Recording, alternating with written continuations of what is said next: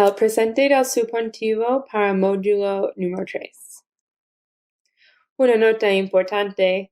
The phrases outlined in the upcoming slides are made up of verbs that use indirect object pronouns to express their meaning.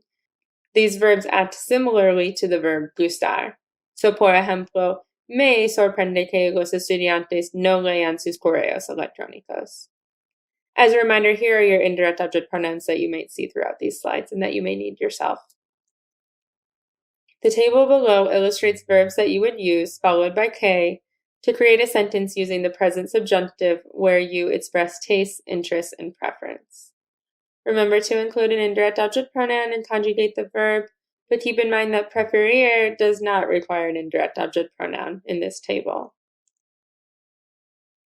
Por ejemplo, with the verb interesar, we could ask, ¿Te interesa que Shirley sea de Uruguay? Para ejemplo 2, prefiero que estudiemos en el café.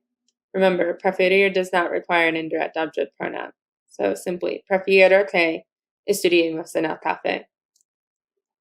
Once again, if the subject is the same, use the infinitive for the second verb. For example, me divierte bailar salsa en la discoteca.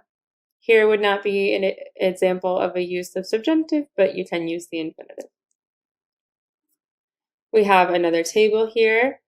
You can use these verbs and expressions, use K as well, to create a sentence using the present subjunctive that expresses dislike and reproach. Just like before with preferir, soportar does not require an indirect object pronoun, but the rest of these verbs do.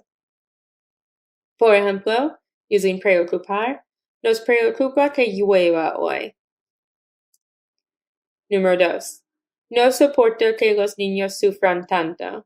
Remember, soportar does not require an indirect object pronoun.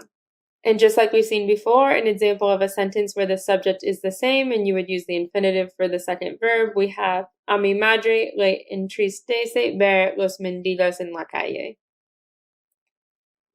Couple more verbs here to express delight and boredom using the present subjunctive. We have, a Marcos le gusta que los niños puedan recibir atención médica en las escuelas.